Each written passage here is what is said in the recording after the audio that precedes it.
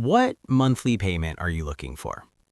When the finance manager at the car dealership asks you that exact 9-word question, he isn't trying to help your budget.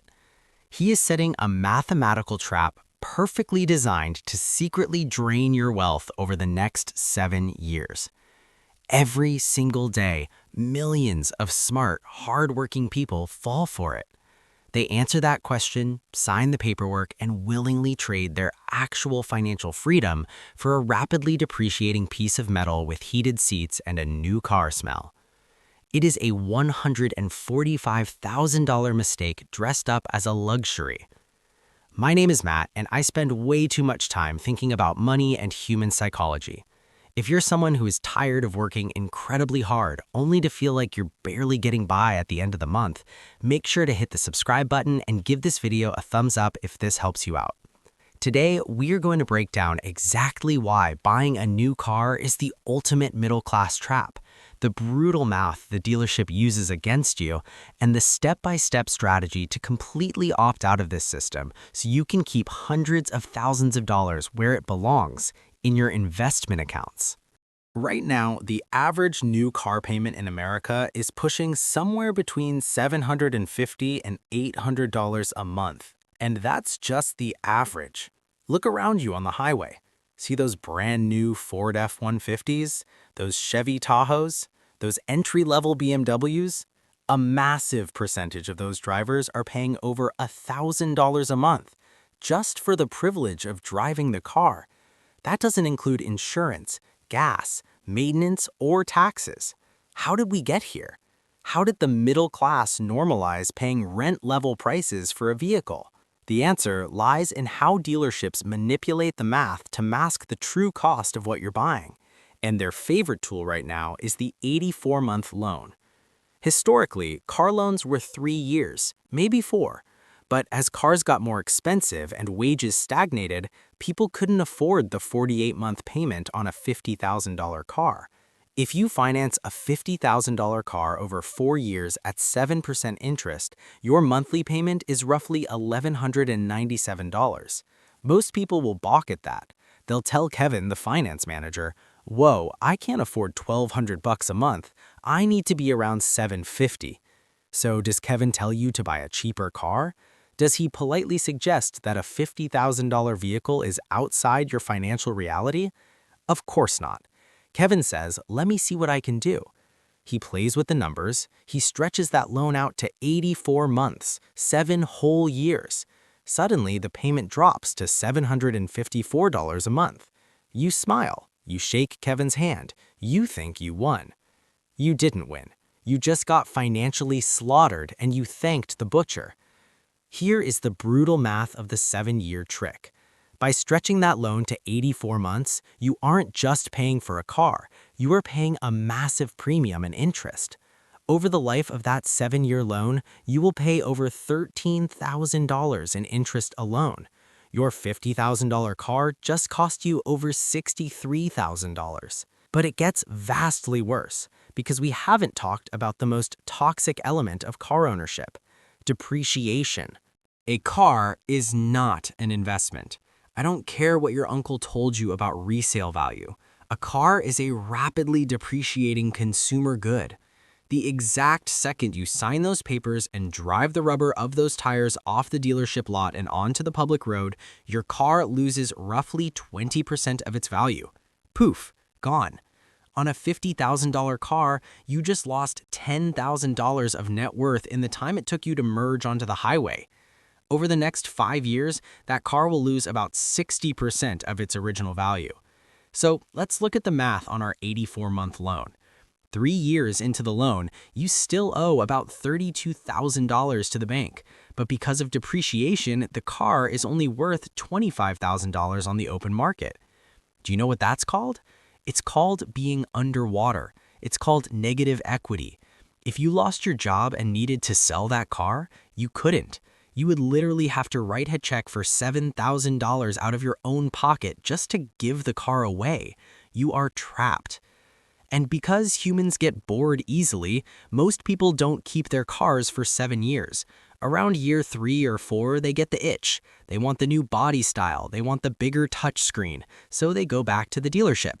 They trade in their car that is worth $25,000, but they owe $32,000. The dealership happily takes it. They just roll that $7,000 of negative equity into the next 84-month loan. Now you're paying interest on a car you don't even own anymore, bundled into the price of a car you can't afford. This is the treadmill of the middle class. This is why people making $120,000 a year have $0 in their savings account. So the question is, why? Why do smart, logical people who know how to do math willingly walk into this trap? Because buying a new car has absolutely nothing to do with transportation. If this were about moving your physical body from point A to point B, we would all be driving 15-year-old Toyota Camrys. When you buy a new car, you are not buying transportation. You are buying a feeling. You are buying a highly visible mobile billboard that signals your perceived status to the world. And it is driven by two powerful psychological forces: ego and the "I deserve it" trap. As humans, we are highly social, tribal creatures. We want our peers to know we are successful. But you can't walk around with your 401k balance taped to your forehead. People can't see your index funds, but they can see what you pull up in at the traffic light. They can see what you park in the driveway. We buy expensive cars to impress people we don't even like with money we don't even have. We want the illusion of wealth more than the reality of wealth. I guarantee you, the guy in the next lane over in the $80,000 luxury SUV is a paycheck away from a financial crisis, while the millionaire next door is quietly driving a 10-year-old Honda Accord. True wealth is silent. Fake wealth is loud. But it's not just ego, it's exhaustion, and this is where the "I deserve it" trap kicks in. Let's imagine someone named Sarah. Sarah works 50 hours a week in a high-stress corporate job. Her boss micromanages her. She sits in traffic for an hour each way every single day. She is tired. She feels like she is working her life away. Sarah walks into a dealership. She sits in a brand new luxury sedan. The doors shut with a solid, isolating thud, blocking out the noise of the world. The leather is soft. The cabin is quiet. Her brain starts negotiating. I work so hard. I am so stressed out. I spend 2 hours a day in a car. Shouldn't I enjoy it? I deserve a nice car. Listen to me very closely. I am not minimizing your hard work. You do work hard. You do deserve nice things. But you do not deserve to be financially enslaved to a depreciating piece of metal for the next 7 years. Using a car as a psychological coping mechanism for a stressful job is like taking out a mortgage to buy an expensive Band-Aid. The new car smell fades in 3 months. The thrill of the Apple CarPlay becomes normal. But that $800 payment, that hits your bank account every single month for the next 84 months. Long after the joy of the car has vanished, the financial pain remains. And that brings us to the true cost, the part of the math that dealerships pray you never figure out. Every dollar you spend on a depreciating asset is a dollar that cannot be invested in an appreciating asset. This is called opportunity cost. And in the context of car buying, the opportunity cost is utterly staggering. Let's go back to our average car payment. Let's call it $800 a month. And let's say you do that for 7 years. What would happen if, instead of handing that $800 over to the financing company to pay for a car that is plunging in value, you invested it? If you took that $800 a month and put it into an S&P 500 index fund, earning a historical average return of about 10% annually, if you invest $800 a month for 7 years at 10%, you don't just have the $67,000 you contributed. Thanks to the magic of compound interest, your money grows to over $96,000. But wait, a car payment keeps you poor because it steals your future wealth. What happens if you just let that $96,000 sit there in your investment account for just 4 more years without adding another dime to it? At a 10% return, that $96,000 blossoms into roughly $145,000. I want you to let that sink in. I really want you to hear this. That 7-year car loan is not a $50,000 decision. It is a $145,000 mistake.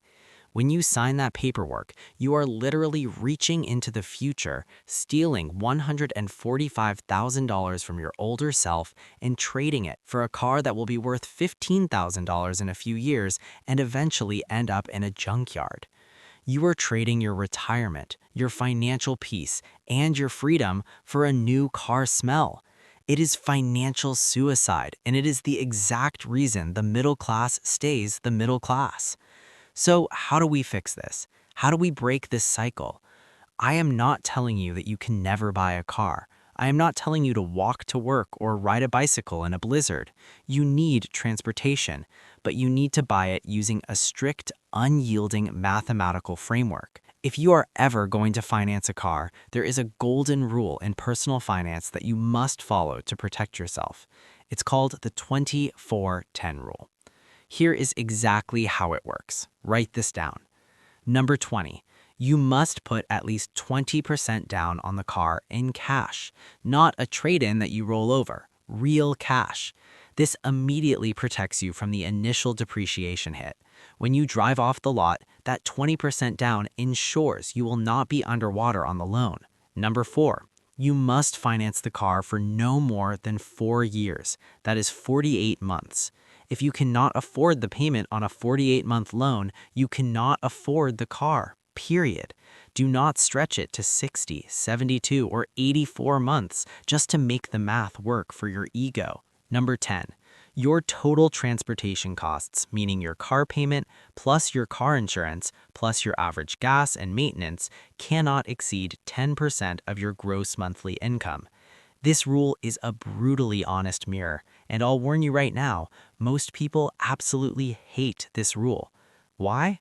Because it forces reality. Let's run the numbers. Let's say you make $75,000 a year.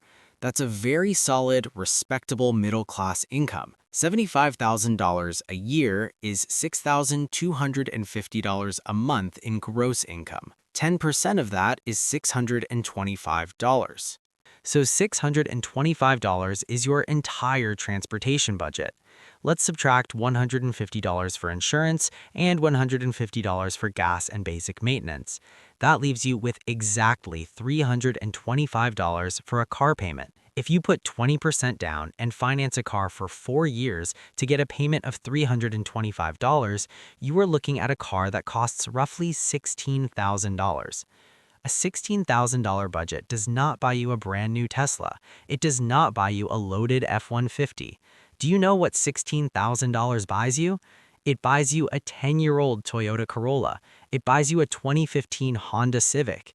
And this is the exact moment where people get mad at me in the comments. But Matt, I need a reliable car. I need safety for my family. A 10-year-old Toyota Corolla isn't good enough. Stop it.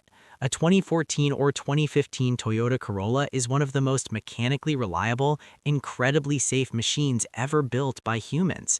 It has airbags, it has anti-lock brakes, it has Bluetooth. Your family will survive without a panoramic moonroof and ambient cabin lighting. The 24-10 rule is the ultimate wake-up call. It destroys the illusion of wealth and forces you to live within your actual means. If you follow this rule, you will never be financially stressed by a vehicle again. But what if we want to go a step further? What if we want to completely eliminate the bank from our lives forever? This brings me to my absolute favorite financial framework, the strategy that millionaires actually use. What if I told you you could drive nice, reliable cars for the rest of your life, never pay a dime in auto loan interest again, and actually build wealth using the money you used to send to the dealership? This is called the drive-free strategy. It requires patience, discipline, and temporarily swallowing your pride. Here is the step-by-step playbook. Phase 1. The pride swallower. If you have a massive car payment right now, you need to get rid of it. Sell the car. If you are underwater, get a small personal loan to cover the difference. Sell it privately and clear the debt. Then you're going to scrape together $3,000 to $5,000 in cash. Sell things around your house. Work overtime. Drive Uber on the weekends. Buy a beater. A cheap, ugly, phenomenally boring car that runs. It will have dents. It will not impress your neighbors. Let them judge you. You are playing a different game now. Phase 2, the stepping stone. You now have a paid-off beater. That $800 a month you were giving to the dealership, you are going to pay it to yourself. Open a high-yield savings account and label it New Car Fund. Every single month, auto-transfer $800 into that account. 10 months go by. You now have $8,000 in cash. You take your $3,000 beater, you sell it on Facebook Marketplace or Craigslist for exactly what you paid for it because beaters don't really depreciate anymore. You combine that $3,000 with your $8,000 in cash. You now have $11,000. You walk up to a private seller and pay cash for an $11,000 car. You just upgraded from a 20-year-old beater to a solid 12-year-old reliable sedan. Phase 3, the cash buyer. Keep doing it. You keep paying yourself that $800 a month. 2 years go by. You now have over $19,000 saved up. You sell your $11,000 car, maybe it depreciated a little, let's say it's worth $9,000 now. You combine the $19,000 in savings with the $9,000 from the sale. You now have $28,000 in pure cash. Boom!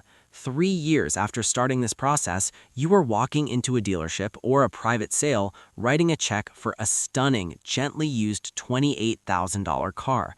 No financing, no Kevin in the F&I office asking what monthly payment you want. You hold the title. Phase 4, the wealth builder. Here is where the magic happens. You now have an awesome car that you love, but you're conditioned to living without that $800 a month. Instead of putting it in a savings account for a car, you start investing that $800 a month into an S&P 500 index fund. Over the next 30 years of your working life, do you know what $800 a month invested at 10% turns into?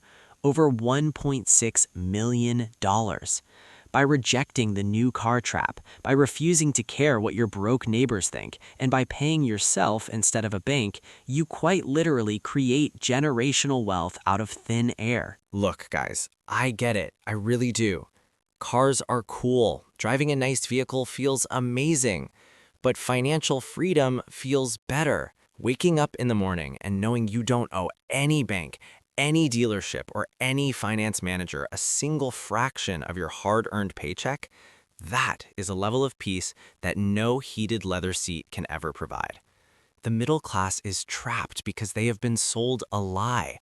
The lie is that a monthly payment is just a normal part of life. The lie is that you are defined by what you drive. You are not. You are defined by your character, your choices, and the security you build for yourself and your family. And listen, if you want to stop living paycheck to paycheck and you are finally serious about changing your financial life, you need to watch this video right here on the screen. It breaks down exactly why everything changes after you save $20,000. I'm Matt. Thanks for watching.